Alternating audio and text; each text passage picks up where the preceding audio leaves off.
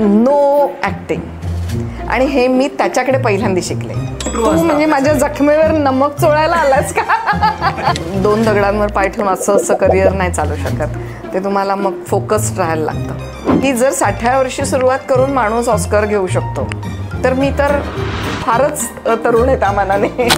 मरेन ती ॲक्टर म्हणूनच मरेन. आणि अमिताभला सुद्धा स्ट्रगल चुकलेलं नाही आहे. तो सुद्धा स्ट्रगल करतो दुसरं काम मिळवायला. पेशन्स हरवणं वगैरे असं नाही आहे. आताची जनरेशन खूप फास्ट आहे. श्रद्धा कपूर बरोबरची माझी फिल्म हिट झाली, आशिकी 2 हिट झाली. आणि मग हिंदीमध्ये एकदम नाव झालं. गुरुपौर्णिमेचं धर्मवीरचं गाणं ज्या दिवशी रिलीज झालं, दुसऱ्या दिवशी मला फोन आला घरात गणपतीसाठी. तरी सांगितलं की मी उद्या विराट कोहली बरोबर जाहिरात करते. तेव्हा माझी मुलगी जी काय एक्साइट झाली होती.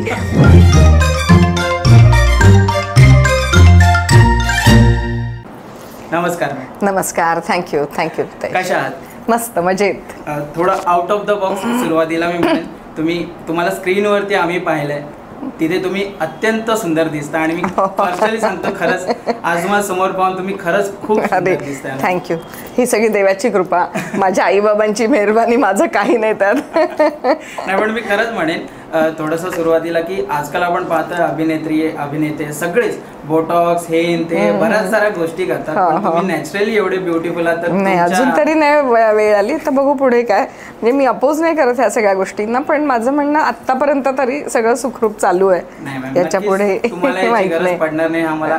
येस. मॅम, मला पहिला प्रश्न तुम्हाला असा विचारायचा की आपल्या सगळ्यांची कुठून ना कुठून सुरुवात होतच असते, तर तुमची या फील्डमधली सुरुवात कशी आणि कधी झाली? तसं बघायला गेलं तर लहानपणापासून करतच होते, नाटकं करतच होते. आईबाबांच्या भाषेमध्ये नाटकं करणे, तर तसं होतं. पण कॉलेजमध्ये असताना मी स्पर्धेमधून खूप नाटकं केली. स्पर्धेची नाटकं आमची सगळी असायची.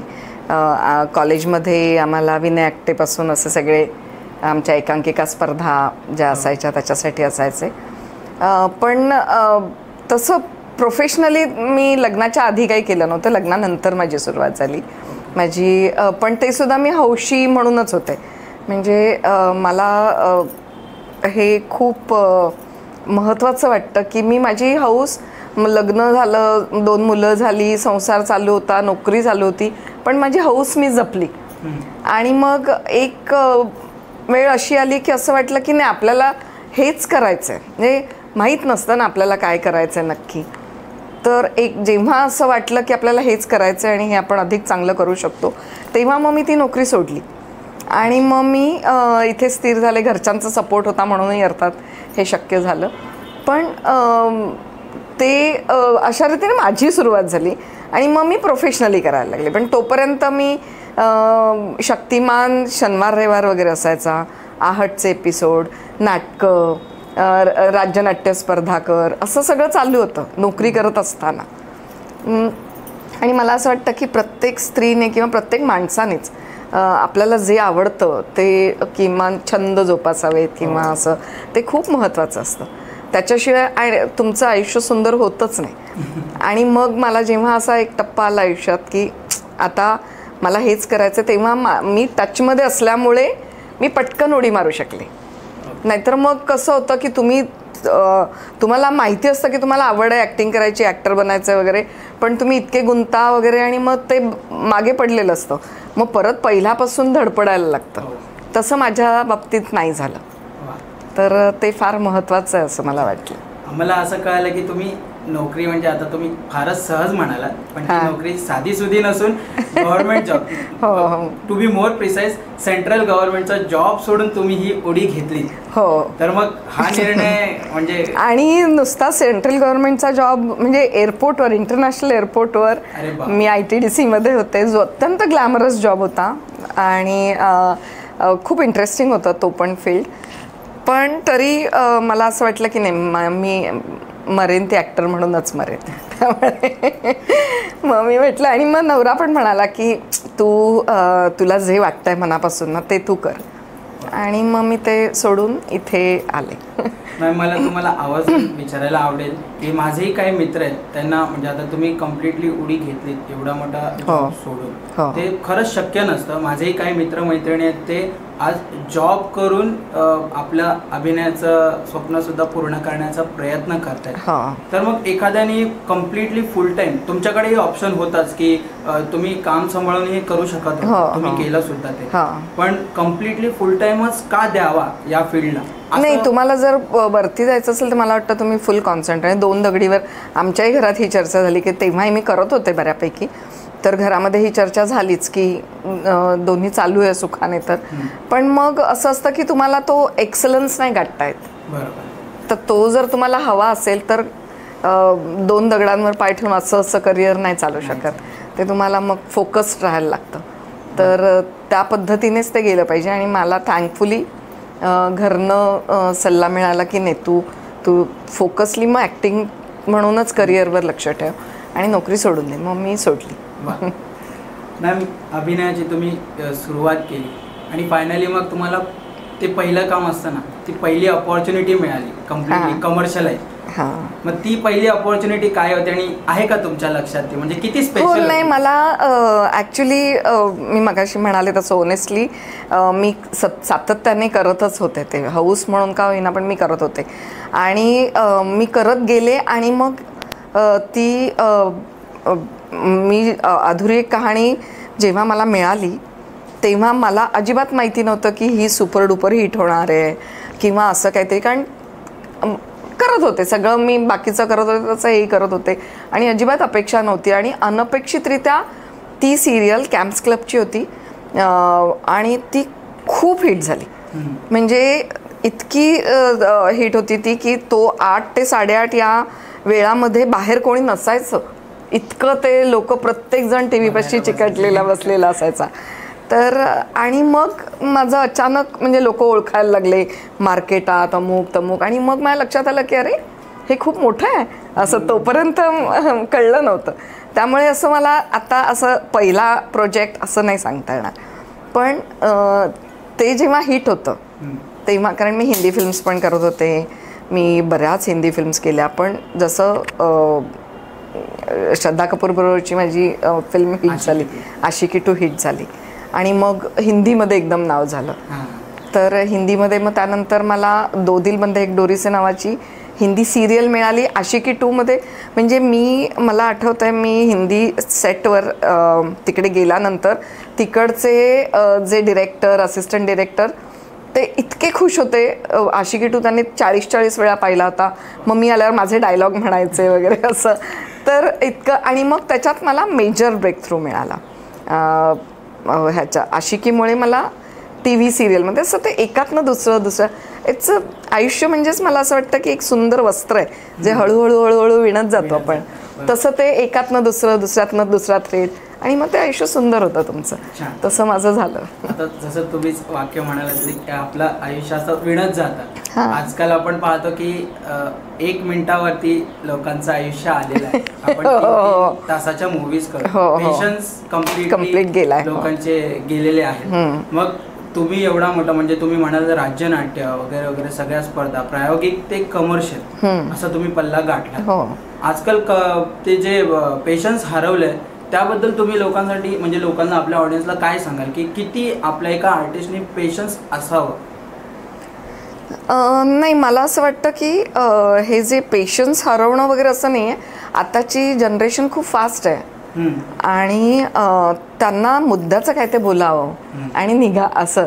त्यांना पाल्हाळ लावलेलं नाही आवडत, which is one way good. म्हणजे मला असं काय त्याच्यामध्ये काही चुकीचं असं नाही वाटत आहे. कारण ह्या जनरेशनला त्यांचं स्पीड बघता आणि त्यांचे आकलनशक्ती पण खूप आहे. आमच्या वेळी स्पून फिडिंग असायचं, तर आत्ताच्या जनरेशनला स्पून फिडिंगची गरज नाही.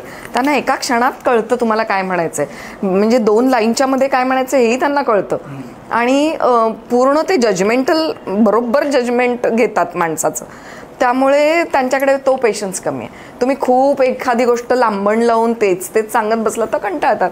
म्हणून सिरियलला यंग जनरेशनचा ऑडियन्स नाही आहे आपला, कारण त्यांना कंटाळा येतो. आपलं T V serials Marathi serials वगैरे बघायला ते जास्त मिडल एज किंवा अबाव मिडल एज अशी लोक आहेत आमचं ऑडियन्स, तरुण पिढी नाही आहे. तर त्यांना, कारण त्यांना फास्ट लागतं. आता मी काही वेबसिरीज बघते तेव्हा असं वाटतं यार काय काय चाललंय, असं इतकी फास्ट असते ती, पण ती त्यांना आवडते. तर तो हा फरक आहे आमच्या आकलनशक्तीचा, आमच्या पिढीच्या. आणि आमच्या काळी मोबाईल नव्हते, त्यामुळे ही पिढी पोटातच मोबाईल वगैरे शिकून आलेली आहे.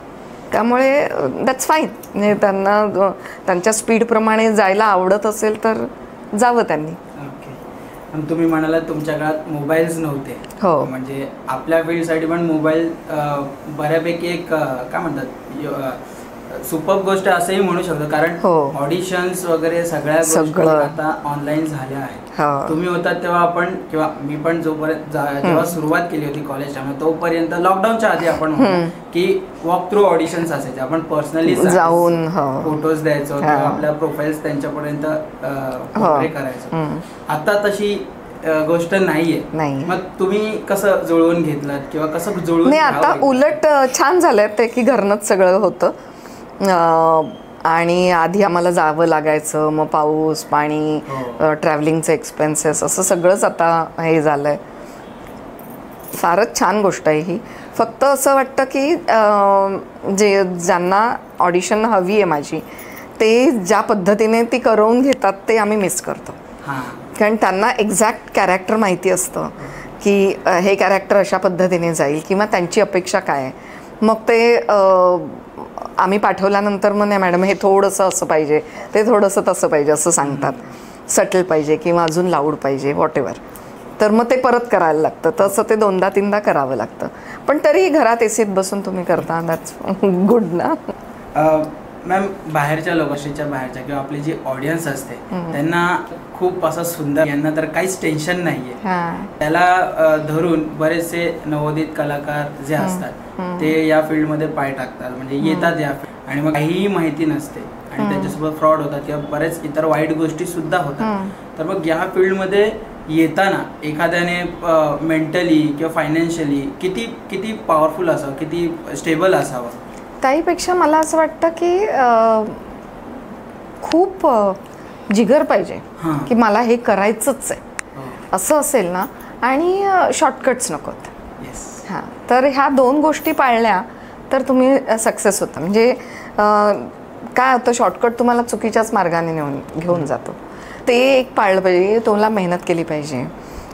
तू म्हणजे सगळ्या दृष्टीने, म्हणजे फिजिकली फिट असणं, आवाजावर काम करणं, ॲक्टिंग शिकणं, हे सगळं सातत्याने. आणि कसं असतं आपल्याला ग्रो होतो प्रत्येक प्रोजेक्टमध्ये. एक प्रोजेक्ट झाला की तुम्ही काहीतरी तुम्हाला मिळालेलं असतं, तुम्ही काहीतरी गेन केलेलं असतं, शिकलेलं असतात. शिकण्याची प्रोसेस अखंड चालू असते.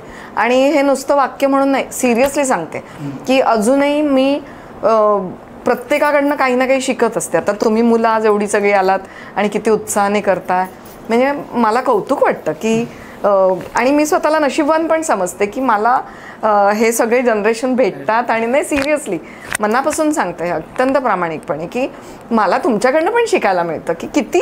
आता तसं म्हणजे पैसे मिळाल्यावर कोणी करत, पण पैसे न मिळता काहीतरी तुम्हाला म्हणून तुम्ही करताय, ही खूप मोठी गोष्ट आहे. आणि काहीतरी एक पॅशनच्या मागे धावणं, तर हे आपण रोज कोणाकडनं तरी काहीतरी शिकत असतो.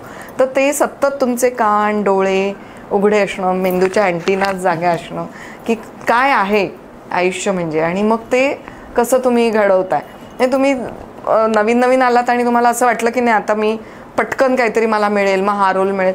माझ्याकडे किती असंख्य मुली येतात अशा, पण कन्सिस्टन्सी नसते. अगदी सुरुवातीला तू म्हणालास तसं कन्सिस्टन्सी नाही, पेशन्स नाही, आणि मग त्यांची गडबड होते. आणि मग पटकन काय मिळालं तर शॉर्टकट हे करायला जातात, मग गडबड होते.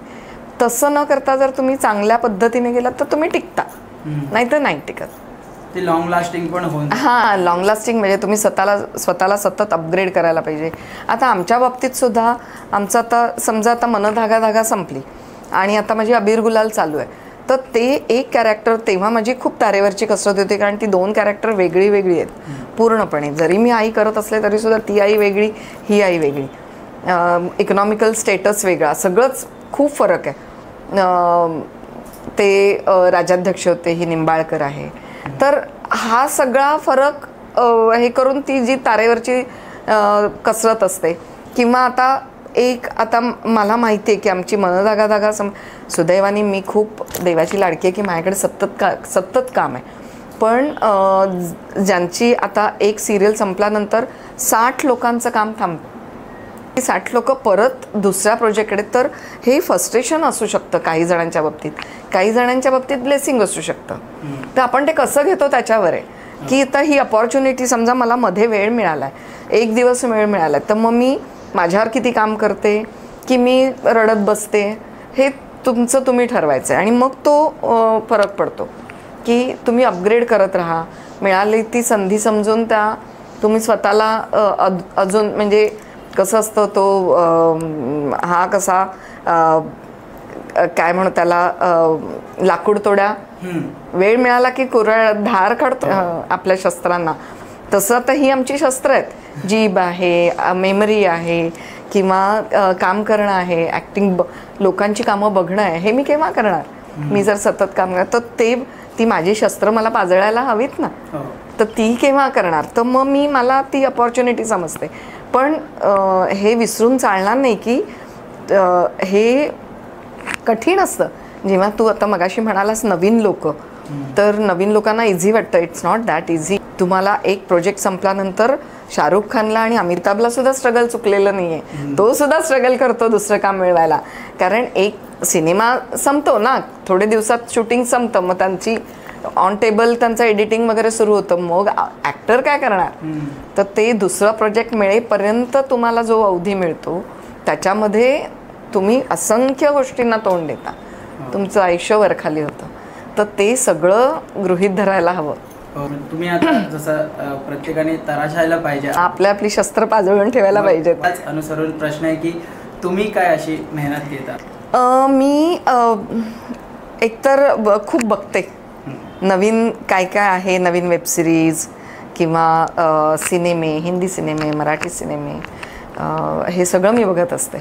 मग आत्ताचा ट्रेंड काय आहे, आत्ताच्या वाचते खूप. माझं वाचन आमच्या घरात आता तू बघितलं असेल पुस्तकं खूप आहेत. चांगली लोकांना भेटते, चर्चा होतात. तर अशा पद्धतीने आपण आपल्याला अपग्रेड करत राहायचं असतं. तर ते लिजर टाईम असतो तो मुलांबरोबर घालवणं किंवा काही नाही निवांतपणे. When you are not doing anything you are doing so many things. आणि माझी झाडं आहेत तू बघितली असेल तर त्यांच्याकडे माझा गार्डनिंगची आवड आहे. तर ते पण माझं एका बाजूला चालू असतं. तर ती तुम्हाला पॉझिटिव्ह एनर्जी खूप कलेक्ट करायला लागते आणि ती मी करत असते. तुम्ही मगाशी उल्लेख केलात की प्रशिक्षण घेतलं पाहिजे. बरेच जण आता डिरेक्टली उतरतात की मोठमोठ्या रांगेत उभे राहतात ऑडिशनसाठी की मी आज ऑडिशनला चाललंय. त्यातही मोठेपणा एक वाटतो. पण एका अभिनेत्याने, अभिनेत्रीने या फील्डमध्ये येताना प्रशिक्षण घेणं किती महत्वाचं आहे किंवा किती काम करता करताही शिकू शकते? नाही, काम करता करता जेव्हा तुम्ही शिकता तेव्हा चुका होतात. चुका शिकलेल्या प्रशिक्षण घेतलेल्या माणसांकडूनही होतात. तर त्यांना काही मी दोष नाही देणार. पण आपल्याला किमान आपला आवाका माहिती पाहिजे. म्हणजे ॲक्टिंग काय आहे. जेव्हा तुम्ही प्रशिक्षण घेता तेव्हा तुम्हाला सांगतात की व्हॉइस मॉड्युलेशन म्हणजे काय, कॅरेक्टरायझेशन म्हणजे काय, आहार्य अभिनय म्हणजे काय, बॉडी लँग्वेज म्हणजे काय. तर ह्या सगळ्या गोष्टी जेव्हा तुम्हाला समजतात तेव्हा एक ती टर्मिनॉलॉजी ओळखीची होते, तुम्हाला जाणीव होते. म्हणजे सगळ्याची जाणीव असणं हेही महत्त्वाचं आहे ना. तुम्ही नुसते फार कमी लोक मला वाटतं असे लकी आहेत की ज्यांना सापडले, सहज सापडले आणि काय नाही त्यांना प्लॅटरमध्ये आलं आहे सगळं सजून की बाबा हे घे तू आणि कर. तर ते आपण म्हणजे काय दैवी माणसं म्हणू. पण तरीसुद्धा मला असं वाटतं प्रशिक्षण घेणं खूप गरजेचं आहे, खूप गरजेचं. मी स्वतः वामन केंद्रे, माझे गुरु वामन केंद्रे आणि ते नंतर NSDचे पण हेड होते. आणि तेव्हा पण मी त्यांना सांगितलं की सर मी खूप उशिरा सुरुवात करते ह्या सगळ्याला. तेव्हा ते म्हणाले होते की असं काही नसतं. की त्यांनी मला एक हॉलिवूडचा हिरो आहे त्याचं उदाहरण दिलं होतं. आत्ता मला नाव नाही आठवत, झालं ऑस्कर मिळालं. तर ते म्हणाले की त्यांनी 60व्या वर्षी सुरुवात केली, त्या मनाने तू खूपच लवकर आहेस. आणि ते मला इतकं आवडलं की जर 60व्या वर्षी सुरुवात करून माणूस ऑस्कर घेऊ शकतो, तर मी तर फारच तरुण आहे त्या मनाने. 2 मुलं झाली होती मला. पण मग असं करू शकतो, म्हणजे कधीच तुम्ही कुठलीच वेळ नवीन गोष्ट करण्यासाठी हे नसते, अयोग्य असते आहे असं नाही, करूच शकतो आपण. आपल्या फील्डला एक छानच ते वरदान आहे, कधीच रिटायर्ड होऊ नाही शकत, कधीही सुरुवात कधीही करू शकतो. खरं, छान गोष्ट आहे. तुम्ही मगाशी आणि तुम्ही कसेही असलात, गोरे असा, काळे असा, जाडे असा, बारीक असा, तुम्हाला काम आहे. जर तुम्ही सच्चे लगन के साथ असं तो शाहरुख म्हणतो तसं की तुम्ही प्रयत्न करत राहिलात तर तुमच्यासाठी डेफिनेटली इंडस्ट्रीमध्ये जागा आहे. आणि आजकाल तर होतच आहे, OTT मुळे तर सगळ्यांसाठीच दारं ओपन झालेली आहेत. ॲक्च्युली मॅम, मगाशी तुम्ही शक्तिमानचा उल्लेख केला. मला तर आठवतं मी लहान असताना शक्तिमानचा टायटल ट्रॅक आला की असं वडणं असं फिरायचं. मग तुम्ही त्यामध्ये सुद्धा काम केलं. मला वाचलं कुठेतरी आणि मला कळलं. मला खरंच मी हा प्रश्न म्हणजे पर्सनली टाकलाय. तुम्ही प्लीज त्या आठवणीबद्दल काहीतरी सांगा. मी तुला मगाशी सांगितलं तसंच, मला तेव्हा असं इतकं काय आपण खूप मोठे प्रोजेक्ट करतो अशी जाणीव नव्हती तेव्हा. पण मुकेश खन्ना, मला असं वाटलेलं कसं मुकेश खन्ना एवढे मोठे आहेत माझ्यापेक्षा वयाने, आणि तेव्हा मी तर अजूनच तरुण होते. तर असं पण तेव्हा ॲक्टर्सला चॉईस नसतो आणि मला वाटतं करूही नाही. जे काम हाताला येईल ते करत सुरुवातीला करत जावं. माझा सुरुवातीचा काळ होता तो. आणि ही ऑफर आली आणि मी ती घेतली. आणि असा काही मला मी अमुकच करीन तमुकच करीन, खूप अपेक्षा पण नव्हत्या की मला हिरोईनच व्हायचं आहे किंवा मला लीडच करायचं आहे, असं सेकंड लीड काही अपेक्षा नव्हत्या. जे काम मिळेल ते करत जाणे, हे या पद्धतीने मी तो रोल घेतला. आणि मग माझ्या लक्षात आलं की एकतर सिरियल उत्तम होती आणि मुकेशजींचं हिंदी, किती सुंदर हिंदी बोलायचे ते, तिथे माझ्यावर हिंदीचे संस्कार फार झाले.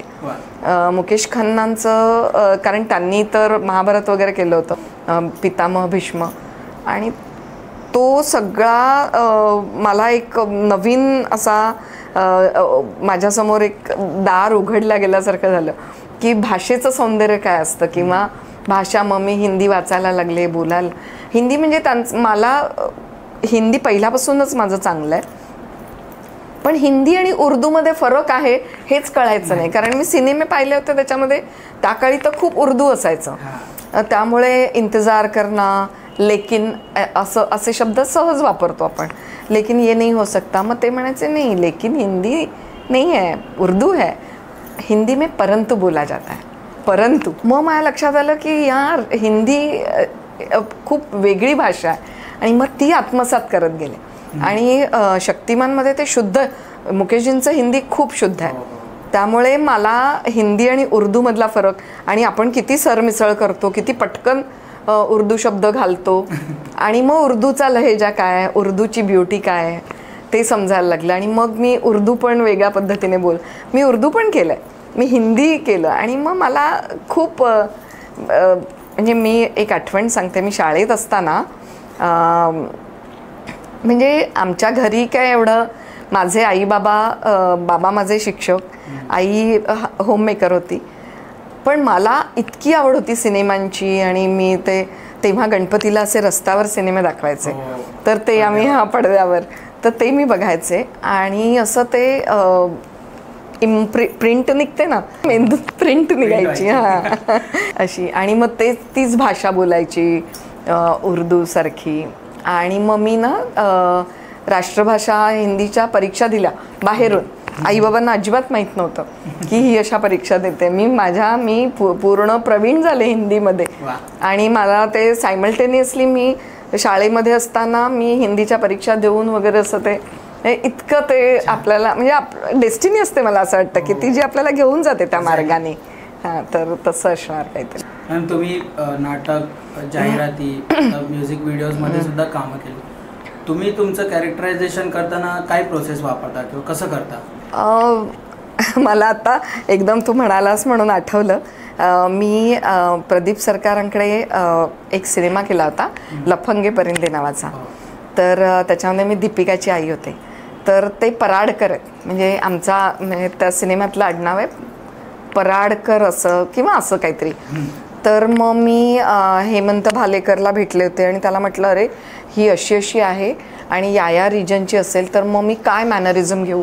तेव्हा मी तर खूप अशी फ्रेश होते ना, तेव्हा इतकी सहजता, मग खूप अभ्यास करायचा कॅरेक्टरचा आणि मग असं जोरात जायचं, असं काहीतरी आपल्याला करायचं आहे, संधी मिळाली तर आपण एकदम जीव ओतून काम, असं ते त्यावेळेचं होतं.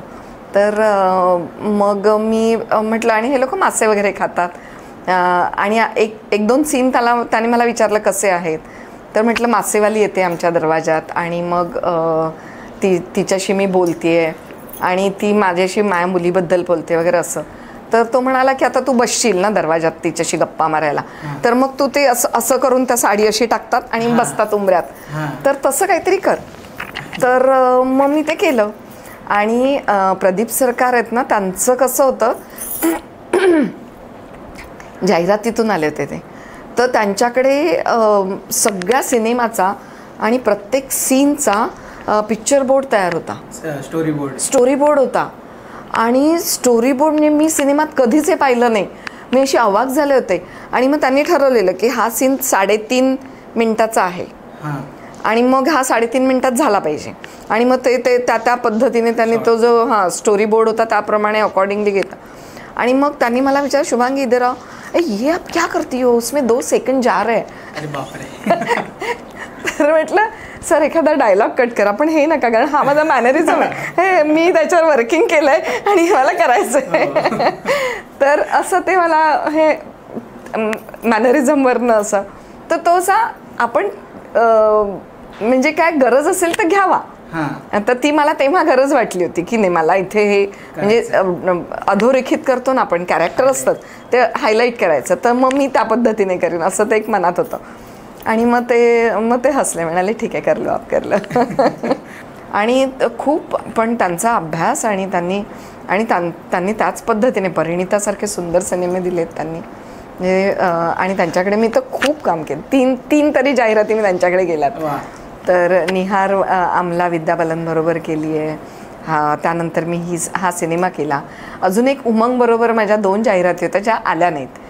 तर तसं पण होतं बरेच वेळा की जाहिरातीसुद्धा येत नाहीत. मराठी सिनेमे कधी कधी येत नाहीत आपल्याकडे, सिनेमे खूप बनतात पण ते रिलीज होतातच असं नाही. तसं कधी कधी जाहिराती पण बनतात पण त्या रिलीज होतातच असं नाही. आपल्या कलाकारांच्या आयुष्यात म्हणतात ना की सुरुवातीला आपल्याला रिजेक्शन्स हे टॅकल करणं खूप हे असतं, आणि एकदा सक्सेसफुल किंवा कंटिन्युअसली कामं करत जाताना ज्या गोष्टी आपल्या, जसं तुम्ही उल्लेख केलात की येत नाहीत, कामं केलेली दिसत नाहीत, ते म्हणजे लेवल्स चेंज होत जातात. त्यासाठी आपल्याला मेंटली कम्प्लिटली प्रिपेअर्ड राहावं लागतं. मला खूप स्ट्रॉंग असायला लागतं, आणि म्हणून ते बहुतेक ॲक्टर्स आध्यात्मिक पण असतात बरेचसे, असं माझं ऑब्झर्वेशन आहे. तर ते त्याच्या मागचं कारण पण हेच असावं की you never know what is going to happen. खरंच खूप वल्नरेबल राहावं लागतं. ठीक आहे मॅम, पुढच्या प्रश्नाकडे वळूयात. ॲक्टर म्हणून बऱ्याचदा काल्पनिक भूमिकाच करतो, म्हणजे लेखकाने आपल्याला लिहून दिलेलं असतं, आपल्या पद्धतीने दिग्दर्शकाने सांगितल्या पद्धतीने आपण करतो. पण धर्मवीर मुक्काम पोस्ट ठाणे या सिनेमात तुम्हाला माननीय बाळासाहेब ठाकरे यांच्या पत्नीची भूमिका करायला मिळाली. तर त्यावेळी ही व्यक्ती खरी होऊन गेली, काल्पनिक नाहीये. काल्पनिक न असलेलं कॅरेक्टर साकारताना तुमचा काय अभ्यास होता किंवा काय अभ्यास असतो? मला जेव्हा माझ्याकडे हे कॅरेक्टर आलं तेव्हा घाबरलेच होते मला, कारण मी त्यांना कधी पाहिलं नव्हतं. हे बाळासाहेबांची कशी भाषणं आहेत किंवा काय, मीनाताईंचं काही नव्हतं, काहीच मटेरियल अवेलेबल नव्हतं, त्यामुळे मला कल्पना नव्हती. पण हे सगळं क्रेडिट जे माझं कॅरेक्टर लोकांना खूप आवडलं. पहिला त्यांचा मला आठवणीप्रमाणे त्यांचं पहिलं गाणं गुरुपौर्णिमेचं गाणं रिलीज झालं होतं, आणि लगेच दुसऱ्या दिवशी मला फोन आले की गाणं आदल्या दिवशी रिलीज झालं आणि त्यानंतर फोनला सुरुवात, अरे किती छान, किती वेगळं कॅरेक्टर आहे, अमुक आहे तमुक आहे.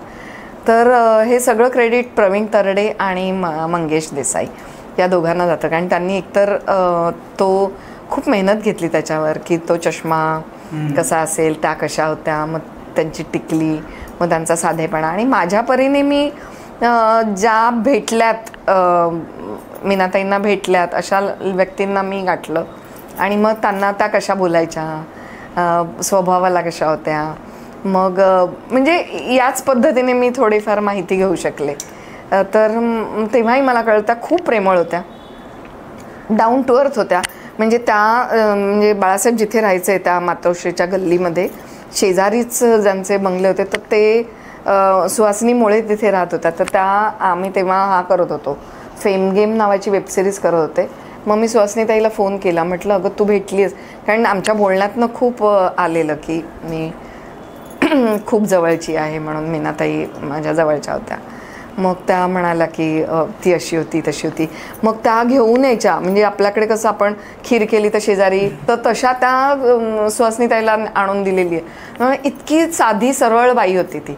मग मला ते असं एक आपण असे जोडतो ना ठिपके, तसे जोडून ते कॅरेक्टर पूर्ण केलं की कसं असेल. तुम्ही उल्लेख केलात गाण्याचाच, त्या गाण्यामधलेच 2 वाक्य आमचे खूप पर्सनली फेवरेट आहेत. पहिलं म्हणजे तुम्ही काय चाफ्याचा रोप लावला आणि त्याला फुलं आली सुद्धा. गाण्यात मधलं जे वाक्य आहे की तुझ्या चाफ्यांचा सुगंध आयुष्यभर दरवळत राहील. आता ही जी वाक्य आहेत ना मॅम, ही आपण नॉर्मल आयुष्यात नाही म्हणत. मग अभिनेत्री म्हणून जेव्हा अशी वाक्य आपल्या ओठी येतात तेव्हा ती सहजता जी असते ही एक्सपिरियन्सनी नक्कीच येतेच. पण ती कशी, म्हणजे मी त्याच रातली आहे रे. तेव्हा अशी मोठी वजनदार वाक्य मला ही जरा वेगळी वाटतं, जड वाक्य, म्हणजे नाटकाच्या दृष्टिकोनामध्ये जड वाक्य. नाही पण मी त्याच रातली, म्हणजे मला सवय आहे ह्या सगळ्याची. मला काही वाईट, आता तू बोलल्यावर मला अरे हो खरंच की असं होतं ते वाक्य. नॉर्मल आयुष्यात नाही खरं आहे तुझं. आणि आताचा हा ट्रेंड आहे की जे नॉर्मल आयुष्यात बोलतो तेच तुम्ही सिनेमात पण बोलता आणि असं. पण खरं ते मला काही फारसं कठीण गेलं नाही. आणि मला असं वाटतं की ते मीनाताई ठाकरेच्या कॅरेक्टरला सूट होणारच ते डायलॉग आहेत सगळे, त्यामुळे ते छानपणे घेतले पण गेले. आणि ते खूप छान लिहिलेत. प्रवीण तरडे इतकं सुंदर लिहिलंय खरंच ते वाक्य आवडतं. म्हणजे असे सहज तुम्ही म्हणालात, बट ते डिरेक्शन वाईज आणि त्या गाण्यामध्ये ज्या पोझिशनला ज्या टायमाला येतात असं डोळे पाणवतात. आताही बघितलं गाणं तरी ते खूप सुंदर. तेव्हाही म्हणजे मला तो माझ्यासाठी पण तो खूप इमोशनल सीन होता, जर नंतर तो जातो आणि ते तो जे ठेवून जातो त्यांच्या पायावरती चिठ्ठी. आणि प्रसादने खूप सुंदर काम केलं, खूप सुंदर आहे. याच सिनेमाच्या दरम्यान जेव्हा तुम्ही मकरंद बांदे सरांना ज्यांनी बाळासाहेब ठाकरेंची भूमिका साकारली त्यांना मेकअप गेटअप मध्ये पहिल्यांदा पाहिलं तेव्हा तुमची रिएक्शन काय होती? नॉर्मल ऑडियन्स म्हणून आम्हाला वाटलं की बाळासाहेब ठाकरेच जणू समोर उभे राहिले. तुमची रिएक्शन काय होती? मी तेव्हा तर शूटच केलं होतं ते सगळं. म्हणजे मी तो जो बदल होतोय तो मी बघितलाय जवळून आणि मी तो खूप शूट करायचा प्रयत्न, आणि ती लेंगदी प्रोसेस होती. माझ्या मोबाईलची एवढी कपॅसिटी नव्हती की ते सगळं हे करेल, पण फार सुरेख होतं ते सगळं. आणि आम्ही जेव्हा सेटवर जात होतो तेव्हा मकरंद आणि मी, तर मकरंद इतका साधासुद्धा आणि इतका गोड माणूस आहे, तर मला असं वाटलं की हे बाळासाहेब कसं म्हणजे कॉम्बिन जमेच ना, मला आकलन होईना. आणि मग जेव्हा ते बाळासाहेब बनले त्या गेटअपमध्ये आणि मकरंदनी आवाज जो लावला आहे आणि ते कॅरेक्टर ज्या पद्धतीने पेललंय अप्रतिम. म्हणजे मला असं वाटलं की ग्रेटच आहेत ते, म्हणजे फार सुंदर केलं त्यांनी. इतक्या वर्षांचा हो बरेच छान. छोटासा प्रश्न असा आहे की प्रवीण तरडे सर खरंच खूप स्ट्रिक्ट आहेत का? हो म्हणजे अगदीच स्ट्रिक्ट आहेत. म्हणजे तो पॅशनेट आहे खूप. स्ट्रिक्ट नाही म्हणणार मी त्याला, तो उगीच स्ट्रिक्ट नाही होत, पण त्याला तो इतका झपाटलेला असतो कामाने की तो खूप असा, म्हणजे मी खरं अरेतुरे म्हणायला नकोच, पण मी त्याला अरेतुरे अशासाठी म्हणेन की पिंजरा सिरियल जी माझी पहिली होती ती त्याने लिहिली होती, तेव्हापासून मी त्याला ओळखते. म्हणजे जेव्हा तो सिरियलचं लिखाण करत होता, तर त्यामुळे मला असं वाटतं तो लहान आहे माझ्यापेक्षा, म्हणून मी पण खरं प्रवीण सरच म्हणायला पाहिजे. तर तो रिस्पेक्ट त्यांनी मिळवला आहे आता. आणि खूप पॅशनेट आहेत ते. दिवस रात्र काम करू शकतात आणि असंख्य गोष्टी, म्हणजे लिखाण मेकअपपासून बारीक सारीक बारकावे त्यांचे, म्हणजे ॲट अ टाईम माणूस अष्टपैलूने 16 पैलू घेऊन कसा वावरतो ते मी पाहिलेलं आहे. आणि फार उत्तम, म्हणजे विनोदाची जाण त्याची चांगली आहे खूप. आणि कॅमेऱ्यातनं बघणं, ॲक्टिंग बघणं, बाकीचं सगळं बघणं बाकी. पण तरीसुद्धा मला असं वाटतं की हे इतकं पॅशनेट असल्याशिवाय तुम्हाला यश मिळतच नाही. हे तुम्ही जेव्हा सगळं झोकून देऊन काम करता, आणि ते प्रवीण तरडे उत्तम उदाहरण आहे की त्याने किती झोकून देऊन काम केलं तेव्हा. आणि म्हणजे आम्ही ते जे गाणं नवरात्रीचं गाणं आहे ते आम्ही 3 दिवस शूट करत होतो, 3 दिवस.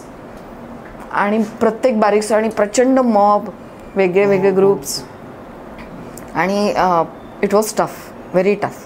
पण ते प्रवीणने काय हँडल केलं सगळं उत्तम.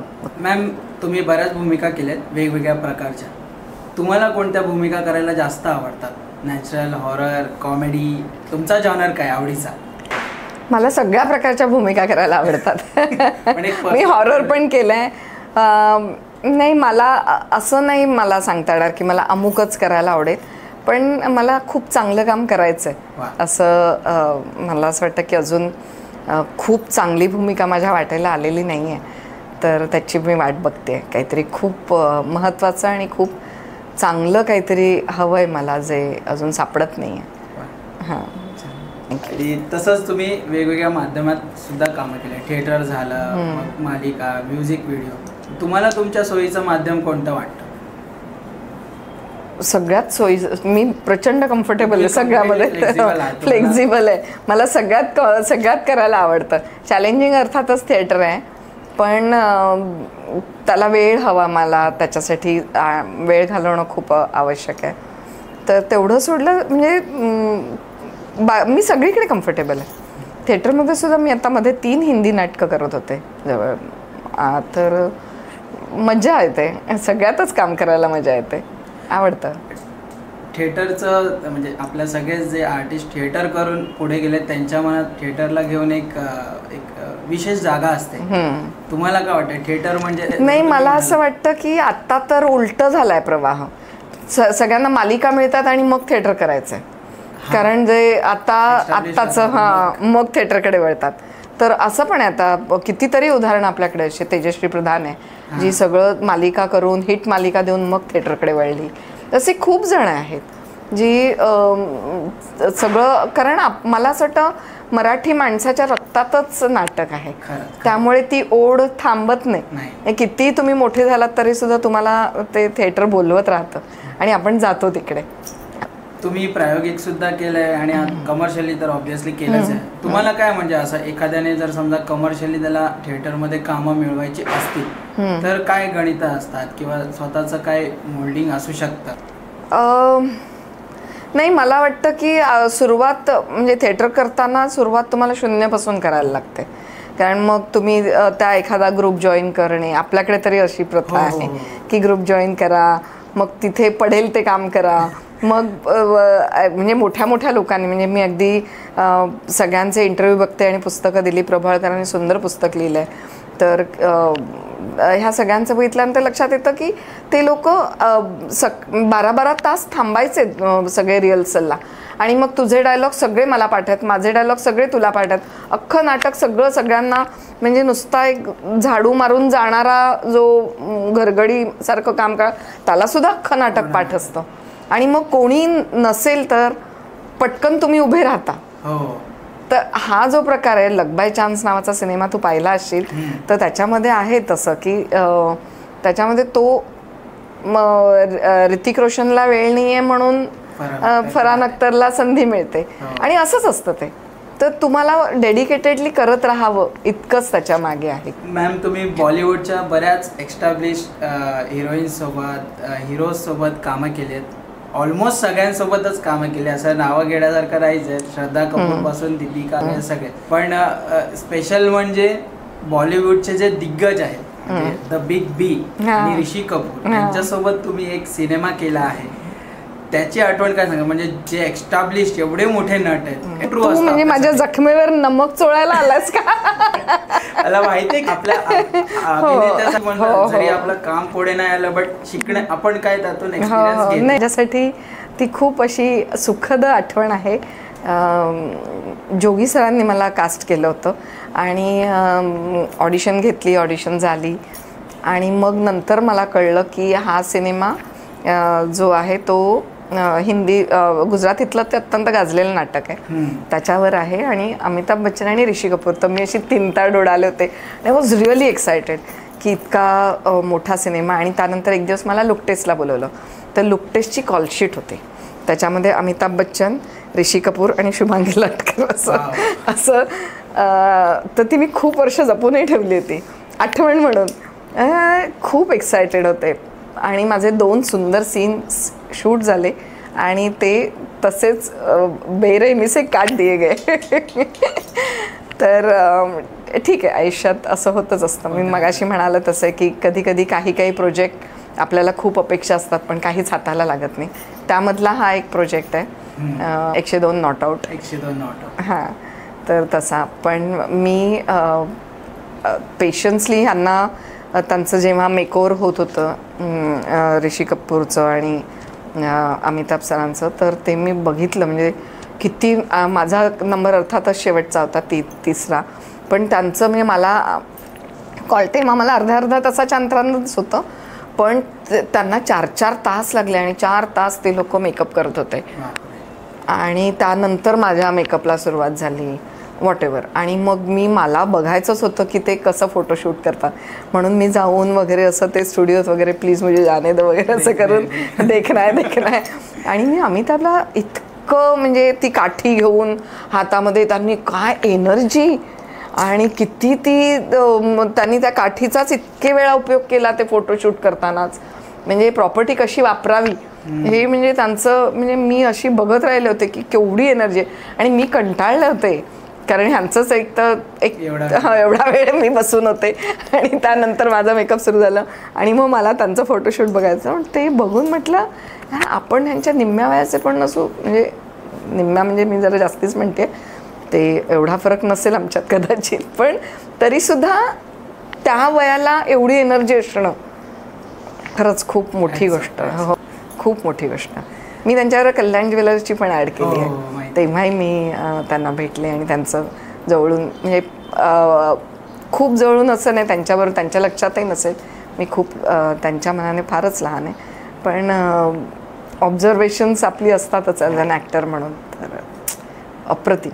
आणि मला अजून एक असं लक्षात आलं, गंमत सांगते छोटीशी, की आपल्याला असं वाटतं की ह्या लोकांना काय नुसतं नजर केली तरी सगळ्या गोष्टी हातात येत असतील, पण तसं नाही आहे. माझ्या डोळ्यासमोर घडलेला किस्सा आहे की अमिताभ बच्चन ना त्यांचं पाणी स्पेसिफिक असतं आणि जया बच्चन पण होत्या ह्याच्यामध्ये ॲडमध्ये. आणि अमिताभ त्या माणसाला त्या बॉयला आणि सिक्युरिटी आमचा असा अख्खा तांडा त्यांच्यापुढे त्यांचे सिक्युरिटी कॅमेरे आणि पलीकडे त्यांचा कोणी बॉय असेल तो उभा होता आणि त्यांना सांगायचं होतं मला पाणी हवं आहे. तर त्यांना खूप वेळ असं करत होते. मग खूप वेळाने त्यांना 15 मिनिटांनी वगैरे पाणी आलं. म्हटलं अमिताभ बच्चनची अशी अवस्था म्हणजे आपण कोण. चा एक छोटासा आठवणीतला किस्सा. अभिनेत्री झाल्याच पण तुम्ही आपल्या भारताचे जे क्रिकेटपटू आहेत विराट कोहली त्यांच्यासोबत सुद्धा एक जाहिरात तुम्ही केली आहे. तो अनुभव कसा होता? म्हणजे विराट कोहलीला तुम्ही काही गायडन्स वगैरे दिले असं की काय होतं? नाही इतकी मी मोठी नाही पण खूप कोऑपरेटिव्ह म्हणजे गप्पा झाल्या आमच्या. आणि त्यानंतर मी त्याला सांगितलं की म्हणजे आमच्या घरात असं झालं की आई तुला माहिती आहे का, मी क्रिकेटची शौकीन नाही आहे, मला फार क्रिकेटबद्दल माहिती नाही, कळत नाही, काही नाही. पण जेव्हा मी घरी सांगितलं की मी उद्या विराट कोहली बरोबर जाहिरात करते तेव्हा माझी मुलगीची काय एक्साईट झाली होती. तुला कळतंय का आई तू कोणाबरोबर जाहिरात करतेस? तर म्हटलं हो माहिती आहे विराट कोहली बरोबर. मग मी सांगितलं विराटला, म्हटलं अरे माझी मुलगी अशी तुझी फॅन आहे खूप. तर त्याने मग मी फोन लावला यशोदाला, माझ्या मुलीचं नाव यशोदा, तिला फोन लावला तर ती तेव्हा नव्हती फोनवर. मग मी सांगितलं ती आत्ता फोनवर नाही आहे, ती कदाचित कॉलेजमध्ये असेल, तर त्याने व्हॉइस नोट पाठवला. म्हणजे मी तो रेकॉर्ड केला आणि ते म्हणाले ये भेज दो उनके पास. आणि मग मी hi Yashoda, I am Virat here वगैरे असं त्याने व्यवस्थित तिला I heard that you are my big fan. इतका गोड माणूस, म्हणजे मी खरंच म्हणजे इतकं कोण करतं कोणासाठी. तर त्यांनी व्हॉइस, म्हणजे यशोदा वेडी व्हायची शिल्लक होती अशी की अरे किती छान आहे. आणि बघताना पाहतो तर कम्प्लिटली वेगळे. हो हो हो, नाही खूपच खूपच म्हणजे चांगला. आणि अजून एक त्या जाहिरातीची आठवण म्हणजे ही इज व्हेरी प्रोफेशनल आणि त्यांना हे माहिती आहे की माझं मुख्य काम आहे हे क्रिकेट खेळणं आहे, जाहिराती नाही आहे. खूप कमी लोकांना माहिती असतं की आपलं नक्की काम काय आहे. लोक तसं जाहिरातीचं जग हे ग्लॅमरस जग आहे, पण त्याच्यात ते वाहून नाही जात की त्यांना माहिती आहे की मला माझं खरं काम आहे ते मला देवाने निर्माण केलं, ते क्रिकेट खेळण्यासाठी निर्माण केलं. हे कशावरून मला वाटलं की मला ते शेवटी उचलतात आणि फिरतात असा एक सीन होता. तर त्यांनी स्पष्ट सांगितलेलं, कारण मी अर्थातच वजनदार, त्यांच्या दृष्टीने वजनदार बाई आहे, तर त्यांनी, आणि काही होऊ शकतं ना, असं फिरवणं सोपं नाही आहे. त्यांनी सांगितलेलं की यांना मी एकदाच फिरवणार, तुम्ही 2 कॅमेरे लावा, 3 कॅमेरे लावा, मी रिपीट ह्या शॉट देणार नाही. आणि मला ते इतकं आवडलं, कारण त्यांचं खरं काम क्रिकेटचं आहे. उद्या त्यांचा कमरेचा आटा ढिला झाला, कुठे काय झालं, भारताची मॅच खेळतात यार, तर you cannot take him as an actor. हां, असं नाही घेऊ शकत, आणि त्यांचं काम मला उचलणं नाही आहे. तर मला ते खूप आवडलं आणि मला असं वाटलं की this is the thing, he knows perfectly what I am here to do. Refuse पण नाही केलं, हेही महत्त्वाचं आहे. रिफ्यूज पण नाही केलं, पण त्यांनी सांगितलं की 3 कॅमेरे लावा तुम्ही, हा शॉट मी एकदाच देणार, मी परत काय हा शॉट देणार नाही. आणि ही डिड इट व्हेरी वेल. आणि तो शॉट बघाल तर माझे एक्सप्रेशन, आणि मलाही माहिती होतं हे की ह्या एकदाच देणार, एक ही बार करण्यावाला आहे. तर ते असं म्हणजे ती पण आठवण माझी छान आहे. त्यानंतर आमचं प्रिंट शूट होतं. मग प्रिंट शूटमध्ये पण त्यांनी अक्षरशः 5 ते 8 मिनटं दिली. त्यांना कळलं की हे नेसेसरी फोटो आलेले आहेत, हो गया.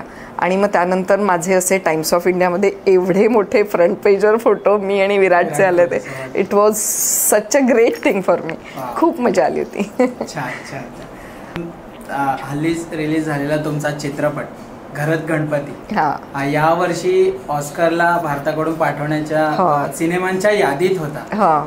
कसं वाटतं, म्हणजे ऑस्कर खूप ऑलमोस्ट तुम्ही ऑस्कर गाठलंच, अनफॉर्च्युनेटली थोड्या मार्कांनी काहीतरी झालं. सिनेमा नवज्योतनी इतका सुंदर केलाय, इतका सुंदर. आणि परत सेम की आम्हाला करताना वाटलं नव्हतं असं आहे, अजिबात वाटलं नव्हतं, अपेक्षा नव्हती, नवज्योतची पण नसेल कदाचित, पण एक फ्रेम शेवटी ते प्रोजेक्ट म्हटलं ना, नशीब घेऊन येतं जन्माला, तसं ते झालं की मला इतके असंख्य फोन आलेत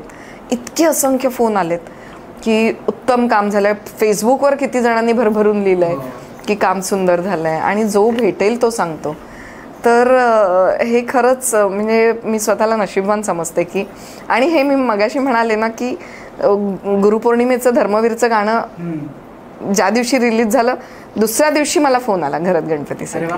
हां, तर ते असं तर नाही, तेव्हा माहीत नव्हतं की मराठी सिनेमाचं काय असेल काय नाही. हां ठीक आहे करू वगैरे असं झालेलं.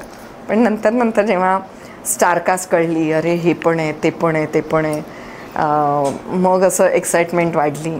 आणि मग जेव्हा स्टोरी आम्हाला नरेट केली गेली तेव्हाच आम्हाला असं वाटलं की यार हे काहीतरी वेगळं आहे. म्हणजे थोडंसं एवढी मोठी फॅमिली घेऊन करतात, थोडंसं जरा काय व्हेंटिलेटरसारखं आहे का किंवा काय, असं एक आम्हाला खूप काय आम्ही त्याला म्हणू गेसिंग करत होतो की काय असेल. मग जेव्हा आम्ही तिकडे त्या घरामध्ये शूट करताना आम्ही जवळपास 35 दिवस शूट करत होतो आणि सगळे एकत्र होतो. मी शुभांगी गोखले बरोबर वॅनिटी शेअर करत होते, संजय मोने, अजिंक्य, अश्विनी वॉज प्लेझंट सरप्राईज. म्हणजे इतकी देखणी, एक काळ इतका गाजवला त्या बाईने, आणि इतकी डाऊन टू अर्थ, इतकं सुंदर. म्हणजे मला असं झालं यार मी कुठे आले आहे, असं खूप छान मजा आली घरात गणपती करता. आणि त्याच पॉझिटिव्ह वाईब सगळ्या सिनेमात आल्यात, आमचे रिलेशन्स दिसत आहेत. कुठेही तिने प्रेशर येऊ दिलं नाही की मी इतकी मोठी असं तिने कुठेच हे नाही केलं. अजिंक्य पण तसाच आहे. त्यामुळे फारच म्हणजे अभिनय देवबरोबर मी बरंच काम केलं, पण अजिंक्यबरोबर मी पहिल्यांदाच केलं. अभिनय देव त्याचा मोठा भाऊ की लहान भाऊ व्हॉट एव्हर, पण त्यांच्याकडे डिरेक्टर म्हणून मी ते डिरेक्टर आणि बरंच केलं. हां, मी दिल्ली बिल्ली अभिनयने डिरेक्ट केली. ती दिल्ली बिल्लीमध्ये होते. जाहिराती मी बऱ्याच केल्या. मी म्हणाले ना HSBCची जाहिरात जी माझी खूप गाजली त्या काळी, ती अभिनयने केली होती. अच्छा. आणि अभिनयकडनं मी खूप शिकले. अभिनय पहिला होता जो माणूस ज्याने म्हणजे त्या जाहिरातीचं कॉन्सेप्ट अशी होती की ती खूप नेटनेटकी नेपेन्सी रोडला राहणारी श्रीमंत बाई आहे, पण श्रीमंती म्हणजे असे दागदागिने वगैरे नाही, सिम्पल मिडल क्लास टाईप असं. नाही, श्रीमंत बायका कशा घरात सुंदर पांढरे शुभ्र कपडे आणि असं ते तिचं ते सुंदर घर, नेटनेटकेपणा, आणि मग ती अशी त्या एकावर एक लावलेल्या घड्या अशा घेऊन मुलीच्या रूममध्ये येते. तिला त्या मुलीची फाटकी जीन्स दिसते आणि ती जीन्स जाऊन शिवून टाकते. तेव्हा ती फॅशन नुकती आली होती फाटलेल्या जीन्सची. हां, तर ती जाऊन शिवून टाकते आणि त्याचा लोगो होता की डिफरंट पीपल डिफरंट व्ह्यू. म्हणजे मुलीने हौसेने ती मोठे महागडी ती जीन्स घेऊन आली आहे आणि मी फाटकी जीन्स म्हणून ती शिवून टाकली. तर आईने, तर ती कॉन्सेप्ट होती, त्याची बेसलाईन ही होती डिफरंट पीपल डिफरंट व्ह्यू. तर जेव्हा माझा तो सीन लागला तेव्हा त्या मला घड्या केलेले कपडे इस्त्रीचे आले माझ्या हातात, ते तिचे ठेवायचेत आणि मी ती जीन्स बघते आणि घेऊन जाते. तर असं केलं मी. वेट अभिनयाला आणि म्हणाला की शुभांगीताई, तू यशोदाच्या रूममध्ये गेलीस आणि तिकडे तिचा एखादा मळका कपडा पाहिलास तर तू असा अभिनय करतेस एकटी असताना? नाही, असं नाही करत. कपडे घेतो आणि धुवायला टाकतो. मला एक्झॅक्टली तेच पाहिजे, नो ॲक्टिंग. आणि हे मी त्याच्याकडे पहिल्यांदा शिकले, नो ॲक्टिंग. हे जे काय करायचं आहे ते करा ना. तुम्हाला तुमच्या लाईन्स बोलतायत, तुमचे जेस्चर्स बोलतायत, तुमची कृती बोलतीये. तुम्हाला असं तोंड वेडीवाकडी करायची काय अशी काही गरज नाही आहे. तुम्ही घेतली इटसेल्फ आणि तुम्ही घेऊन ती गेलात, ह्याच्यात आलं सगळं. तर ते मला असं म्हणजे अभिनय वॉज द फर्स्ट पर्सन की ज्याने मला रिअल म्हणजे मी पण आले होते, ते नाटकाच्या बॅकग्राऊंडमधून आले होते आणि थिएटर करत करत आपण जेव्हा येतो तेव्हा आपल्याला असं कोणीतरी पहिल्यांदा सांगतं तेव्हा असा धक्का बसतो ना. तसा मला असं झालं की यार हा काहीतरी वेगळं सांगतोय. आणि मग म्हणून मला असं वाटतं की आज पण मी रिलेव्हंट आहे आणि मी वेगळे वेगळे प्रोजेक्ट करते. ह्याचं बेसिकली कारण अभिनयाने मला म्हणजे, आणि त्यानंतर मी दिल्ली बेल्ली केला त्याच्याकडे, तेव्हा त्यांनी मला सांगितलं होतं की मला top of the world acting पाहिजे म्हणजे मॅक्झिमम. आणि ती दिल्ली बेल्लीची जी ऑडिशन दिली होती मी, ती इंग्रजीतून होती पूर्ण आणि खूप लाऊड अभिनय करायचा होता. तर हे दोन्ही लाऊड अभिनय म्हणजे काय त्यांच्याकडेच केला आहे. आणि अभिनयासारखा माणूस म्हणजे इतका ब्रिलियंट आहे तो, उत्तम डिरेक्टर आहे. आणि त्याच्या जाहिराती सगळ्या म्हणजे मी खूप मोठी फॅन आहे अभिनयची. त्यानंतर अजिंक्य आला घरात गणपतीच्या निमित्ताने. तर असा रमेश देवांची दोन्ही मुलं. म्हणजे खरं तर आपल्याकडे थोड्या प्रमाणात मिसकन्सेप्शन आहेच की अभिनय म्हटलं की जर रडायचा सीन असेल तर हो नाही. मी हा पण केला तुझ्या रडायचा अभिनयावरनं. मी त्याच्याकडे फोर्स 2 पण केला. फोर्स प्रचंड देशभक्त माणूस ज्याने देशासाठी प्राण अर्पण केलाय. त्याच्या फॅमिलीला त्याच्या मागे काय सोसायला लागलंय. आणि मग ही बाई त्या तिची 2 मुलं आहेत, ताहीर आणि त्याची धाकटी बहीण, त्यांच्यासमोर स्वतःला गोळी मारून घेते. आणि त्याच्या आधी ती सांगते की तुझ्या बाबांचं असं असं आहे. आणि तो रडायचा पण सीन होता, पण तो किती कंट्रोल्ड अभिनय आहे. फार सुंदर त्याने ते घेतलं होतं. आणि तो म्हणाला मला रडणं नको आहे, पण तू रडणं कंट्रोल केल्यावर तुझी जी अवस्था होईल, खूप रडायला येतंय पण तू रडू शकत नाही आहेस मुलांसमोर, त्यावेळी तुझी जी अवस्था असेल तशी अवस्था मला हवी आहे. तर म्हणजे अभिनय इटसेल्फ इज अ स्कूल ना. Abhinay Dev itself is a acting school आणि त्याच्याकडे तुम्ही काम करायलाच पाहिजे. आणि मी इतकी लकी आहे की मला त्याच्याकडे खूप काम करायला मिळालं. तर खरंच छान वाटतं असं आठवणी आल्या की. मग आता थोडंसं आपण मूड चेंज करूया. हो. एक छोटासा गेम आहे. हां. मी सांगतो तुम्हाला काय असेल. मी एक शब्द देईन तुम्हाला, त्यावरती तुम्हाला पटकन इन्स्टंटली किंवा 10 सेकंदामध्ये जे पहिलं आठवतं, पहिलं जे काही तुमच्या माइंडमध्ये येतं ते उत्तर तुम्ही द्यायचं आहे. जर समजा मी सांगितलं पाऊस तर मातीचा सुगंध किंवा असं काहीतरी. ठीक आहे, मग आपण करूया सुरुवात. हो.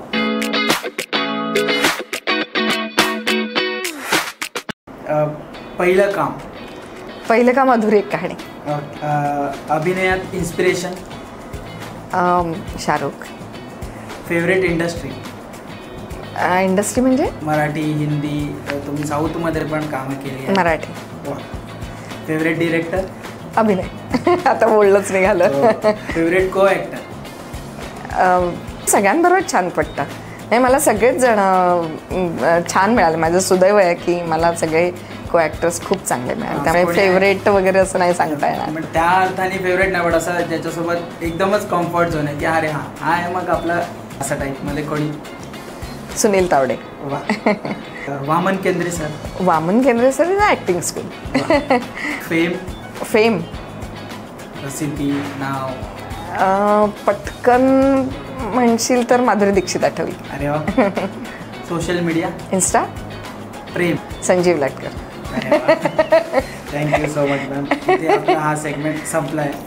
मॅम, मगाशी आपण ऑफ कॅमेरा चर्चा करत होतो की भाषा, तुम्ही वेगवेगळे कॅरेक्टर्स केलेच आहेत, पण राजस्थानी कॅरेक्टर असेल, मराठी तर आपला आहे, पण मराठीमध्ये वेगळ्या भाषा केल्या. भाषेकडे बघताना म्हणजे आपण म्हणतो ना, नाटकात आपला संस्कार होतात की डिक्शन असं असलं, पण जेव्हा आपण कॅरेक्टर रोल एक करतो ज्याचं डिक्शन नाही आहे, बरोबर, तेव्हा ती जी अप्रोच असते ती कशी असावी? किंवा मला इनफॅक्ट असं वाटतं की जेव्हा तुम्ही सामान्य कॅरेक्टर प्ले करत असता तेव्हा तुम्ही सामान्य लोकांसारखंच बोललं पाहिजे. तेव्हा इतकी स्पष्टता, प्रत्येक वाक्याचा ठशीवपणा वगैरे ह्या गोष्टीची गरज नाही आहे. ती लोक जशी बोलतात रे काय करून राहिलं रे, तसे ती आली पाहिजे. तुम्हाला काय काय करतोयस असं म्हणायची गरज नाही. काय करतोय तितका सहजपणा तुमच्यात असला पाहिजे, तर ते लोकांना अपील होतं, लोकांच्या हृदयापर्यंत पोचतं. मगाशी म्हणाले तसं. तर त्याच्यासाठी तुम्ही एवढा मोठं तोंड उघडून मोठं बोलून वगैरे काही गरज नाही आहे. ते थिएटरमध्ये पोटातून आ करून आओ आओ आओ हे सगळं थिएटरमध्ये करा, कारण तिथे गरज आहे त्याची, इथे नाही आहे. तर त्या रिक्वायरमेंट मी म्हणाले तसं असतं की मी आता अनुबंधमध्ये मी साहित्यिक होते. अनुबंध नावाची आमची एक सरोगेसी मदरवरची मालिका झी टी व्हीवर होती. उत्तम मालिका होती, खूप बोल्ड होती. पल्लवी जोशी त्याची प्रोड्युसर होती. तर त्याच्यामध्ये मी साहित्यिक आई होते. म्हणजे प्रोफेसर बाई आहे, कॉटनच्या साड्या, झोळी, माझा चष्मा, आणि त्यामुळे माझ्या बोलण्यामधले तिथे ती सहजता नको होती. तिथे मी प्रत्येक शब्द कसा नीट उच्चारला जाईल किंवा साहित्यिक कसं बोलेल ही बाई जी सतत वाचत असते, पुस्तकी बोलणं ते आवश्यक होतं. वेरज पिंजरामध्ये मी खूप ग्रामीण बोलत असे. पिंजराची तर माझी आठवण अशी आहे की मला ग्रामीण बोलायचं होतं. तरडे होता तर मी म्हटलं अरे आणि माझा गेटअप असा होता की ती श्रीमंत बाई आहे आणि असं खूप पिनअप केलेली साडी, दागिने, व्यवस्थित आंबडा गजरा, आणि तोंड उघडलं की ग्रामीण बोलायचं आहे. मला काय झेपेच ना सुरुवातीला. म्हटलं हे काय मला, आणि सुरुवातीचे 1-2 एपिसोड तर मी चाचपडतच होते, काय कॅरेक्टर मिळत नाही. आणि मग मला कोणीतरी म्हणालं की यार तू राजकारण्यांच्या बायका बघितल्यास का, त्या बोलतात शुद्ध ग्रामीण, व्यवस्थित ग्रामीण बोलतात, पण त्यांचा तो ऑरा असतो तो मुख्यमंत्र्यांची बायको वगैरे असाच असतो, तर तो तसाच पाहिजे. आणि मग मला एकदम सापडलं माझं कॅरेक्टर. तर ते तसं असतं की भाषेवर तुम्हाला तुमचं बरंच असतं की तुम्ही भाषा काय बोलताय. आता मी जेव्हा हे करत होते, दो दिल बंधे एक डोरी से राजस्थानी बोलत होते, तर आम्हाला पहिले 2 महिने ट्युटर होता, मग तो गेला. मग त्यानंतर माझं मलाच करायचं होतं, पण 2 महिन्यात मी शिकले बऱ्यापैकी. आणि ज्या दिवशी ते आमचे सर आम्हाला नरेंद्र खत्री म्हणून होते, आणि अजून नरेंद्र खत्री म्हणजे तू आता लापता लेडीजमध्ये पाहिलं असशील तर ते मला ट्युटर म्हणून तिकडे होते. तर मग मी लिहून, माझी एक डायरी तयार होती की प्रत्येक शब्दाचं राजस्थानीमध्ये काय बोलणं असतं, आणि मग ते आणि मग माझे डायलॉग हिंदीतूनच लिहून यायचे. मग ते मी ते करून घ्यायचे आणि मग ते माझ्या हाताने पेनाने लिहून अशी सगळं. आता मी ते नाही वापरत, आता मी सॉफ्ट कॉपी करू शकते, पण तेव्हा मला ती हार्ड कॉपीच लागायची. मग त्याच्यावर माझे चेंजेस लागायचे, मग मी ते बोलायचे. मॅम आता वळूयात आपल्या नेक्स्ट, म्हणजे एक मुख्य सेगमेंट आपला जो आहे, तुम्ही पाहिला असेल आपल्या इंटरव्ह्यूजचं नाव आहे बोल ब्रो. बोल ब्रो दुसरं तिसरं कोणी नसून आपण स्वतःच आहोत. आपल्या रोजच्या जीवनात आपण स्वतःशी व्यक्त होणं कुठेतरी राहून जातं, मग ते व्यक्त होणं म्हणजे हा बोल ब्रोचा कॉल आहे. तुम्हाला आता रिंग येईल, एक थोड्या मिनिटांनी तुम्ही तो कॉल रिसीव्ह करा आणि तुम्हाला जे काही व्यक्त व्हायचंय ते तुम्ही व्यक्त व्हा. बरं, चांगली आहे, इंटरेस्टिंग, व्हेरी इंटरेस्टिंग. छान. काय काय सुचतं तुम्हाला?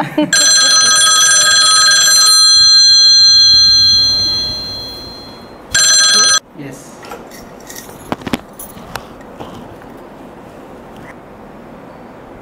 हां बोल. हो ग, हो. नाही झालं ना, काही गोष्टी झाल्या पूर्ण, काही गोष्टी राहिल्यात. हो, डान्स मागे सुटला करायचा होता.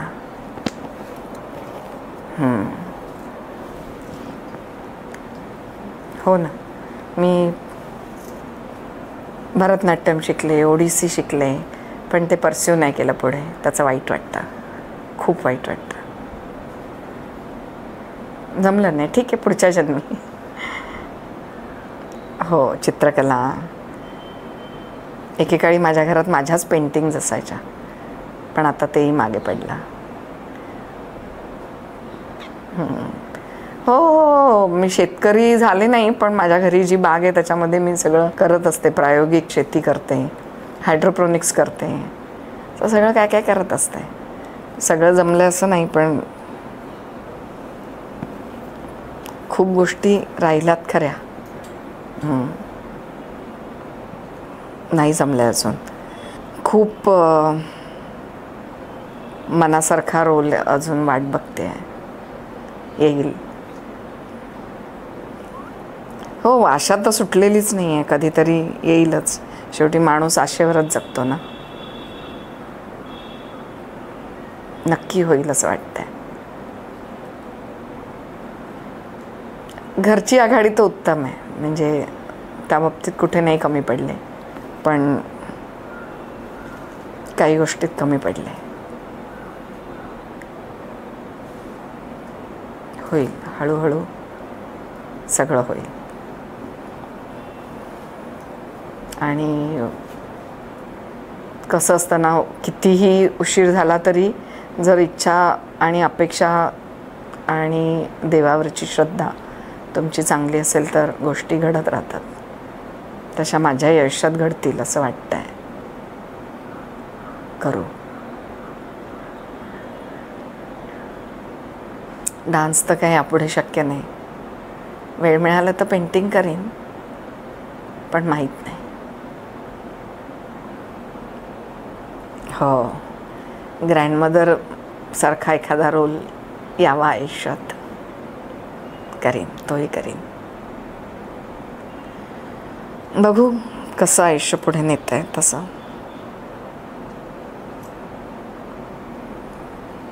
थँक्यू कॉल केल्याबद्दल.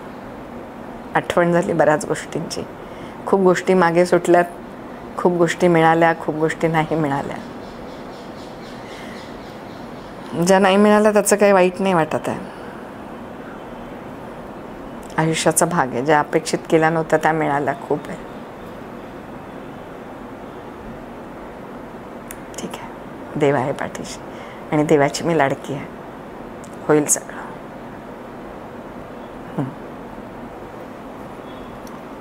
छान.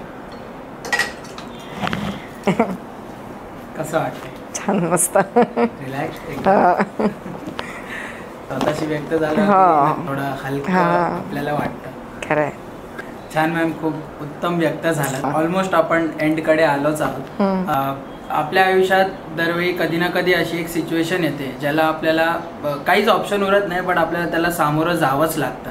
म्हणजे आमच्या प्रोडक्शनचं नाव आहे बी रेडी ओके प्रोडक्शन. तर प्रश्न असा आहे की तुमच्या आयुष्यात कधी असा प्रसंग आला आहे ज्याच्याकडे तुमच्याकडे ऑप्शन उरला नाही आहे, तुम्हाला त्याला सामोरं जावंच लागलंय, तेव्हा तुम्ही स्वतःच्या मनाला असं एकदम काय म्हणतात एकदम स्ट्रॉंग करून बी रेडी ओके या सिच्युएशनसाठी आणि तुम्ही त्या सिच्युएशनला टॅकल केलं, असं कधी झालंय? तर खूप वेळा माझ्या एवढ्या मोठ्या आयुष्याच्या स्पॅनमध्ये खूप वेळा अशा अप्स अँड डाऊन्स झालेल्या आहेत. आणि असं अनअवॉइडेबल सिच्युएशन असते, समोर येते आणि आपण म्हणतो yes be ready, it's okay, fine, everything will be fine, असं. तर होत असतं असं. किती उदाहरणं आहेत, बापरे बापरे. सांगू शकतात तर?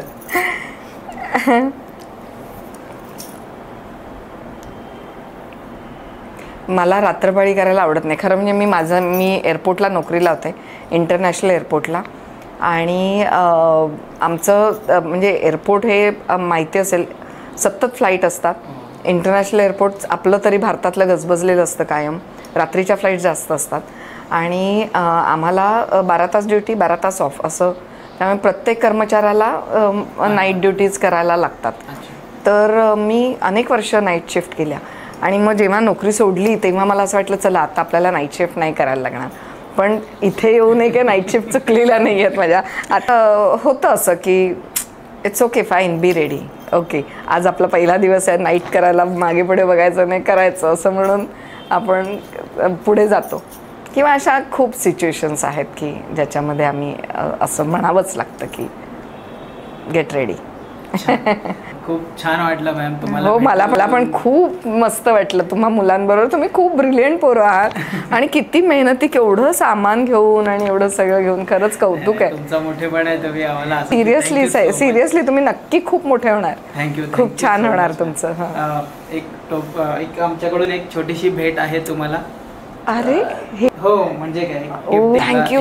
तुळस म्हणजे पॉझिटिव्हिटीचा साईन आहे हे तुम्हाला. वा वा वा वा, खूप छान.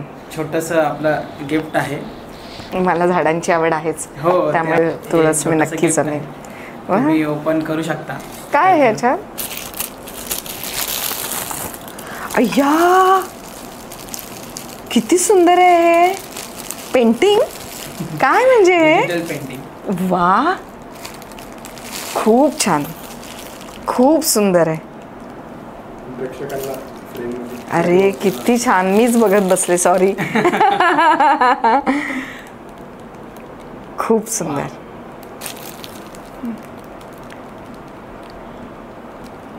खूप सुंदर आहे. Thank you very much. Thank you.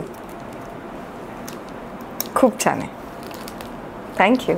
Thank you so much ma'am. Thank you खरंच. पुन्हा एकदा थँक्यू. अरे व्हेरी मच. तुम्ही पण, मला पण खूप आनंद झाला तुमच्याबरोबर काम, म्हणजे इतका वेळ आपण गप्पा मारतोय आणि इतके सुंदर इनोव्हेटिव्ह तुमचे कॉन्सेप्ट आणि तुळस आणि ती पेंटिंग तर अप्रतिम सुंदर. Thank you very much. आता ऑलमोस्ट आपण, हो, प्रेक्षकांना पण आवडेल आपल्याबरोबर. नक्कीच. एवढ्या सगळ्या गोष्टी सांगितल्या त्या नक्कीच आवडणार आहे. हो. थँक्यू. तर मित्रांनो, आजचा आपला एपिसोड तुम्हाला नक्कीच आवडला असेल. तुमच्या प्रतिक्रिया आमच्यापर्यंत पोहोचवायला विसरू नका. कमेंट्सद्वारे त्या नक्की आमच्यापर्यंत पोहोचवा. आणि अशाच इंटरव्ह्यूज पाहण्यासाठी आमच्या यूट्यूब चॅनलला नक्की सबस्क्राईब करा. या व्हिडिओला आणि आमच्या प्रिव्हियस व्हिडिओजला सुद्धा लाईक करा, चॅनलला सबस्क्राईब करा. आणि याबद्दलच्या अपडेट्स मिळवण्यासाठी आमच्या इंस्टाग्राम पेजला सुद्धा फॉलो करा. आणि तोपर्यंत बी रेडी ओके.